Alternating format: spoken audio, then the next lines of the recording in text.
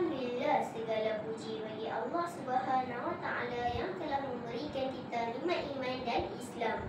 Selawat dan salam ke atas junjungan besar Nabi Muhammad sallallahu alaihi wasallam, ahli keluarga, para sahabat serta umat Islam yang mengikuti jejak langkah baginda. Hadirin dan hadirat yang dirahmati Allah, hari ini saya ingin berkongsi satu topik yang sangat penting dan penuh keberkatan, iaitu berpuasa di bulan Ramadan.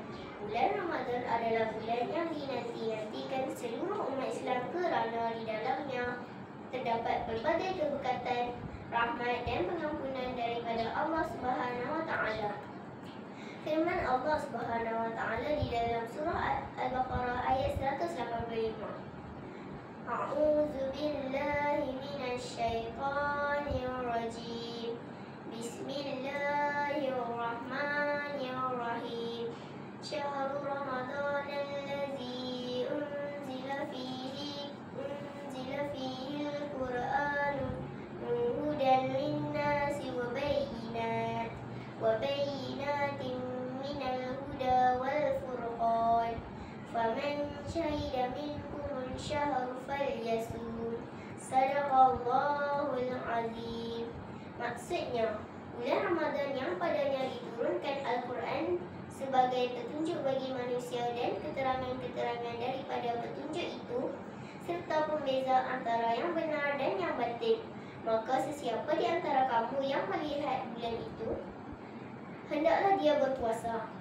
Ayat ini jelas menunjukkan keistimewaan bulan Ramadan yang penuh keberkatan, di mana Allah SWT membuka pintu rahmatnya seluas-luasnya untuk umat Islam.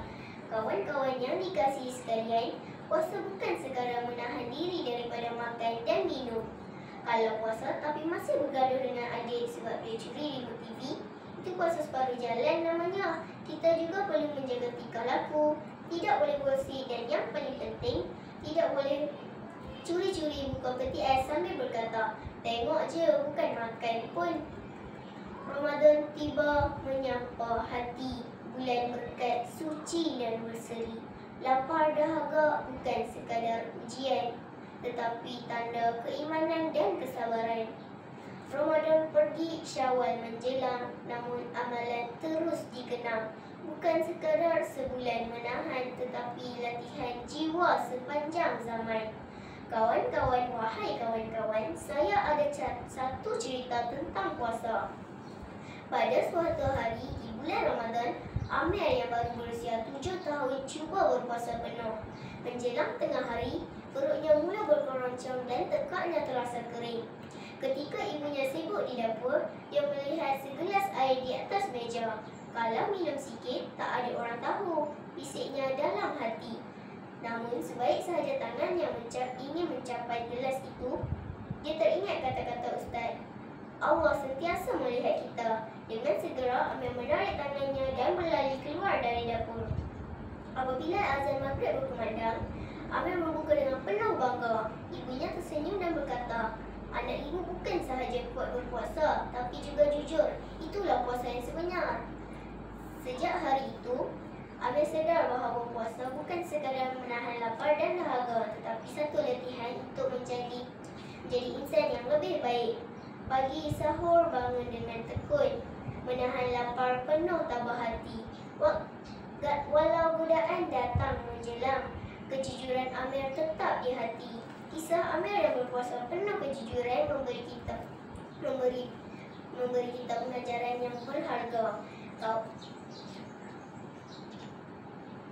Kawan-kawan sekalian, menurut laporan pada tahun 2024, kira-kira 22 juta umat Islam di Malaysia membelanjakan 5.4 bilion di bazar Ramadan. Jelas sekali berlaku terlalu banyak pembaziran. Umat Islam digalakkan bersederhana ketika berbelanja pada bulan puasa dan mengelakkan pembaziran. Kesimpulannya, puasa bukanlah beban, tetapi satu latihan untuk menjadi kita lebih baik. Jadi, jom sama-sama jadikan Ramadan kali ini lebih bermakna. Dan jangan lupa bangun sahur. Kalau tidak, esok paginya memang tak larat nak buka mata. Peribahasa Melayu ada mengatakan, Allah bisa tegar biasa, puasa adalah satu latihan untuk mendisiplinkan diri kita. Mungkin pada awalnya terasa sukar, tetapi semakin lama kita berpuasa, semakin mudah kita menyesuaikan diri dan merasai kebaikannya. Sekian, wabillahi taufiq wal hidayah. Assalamualaikum warahmatullahi wabarakatuh.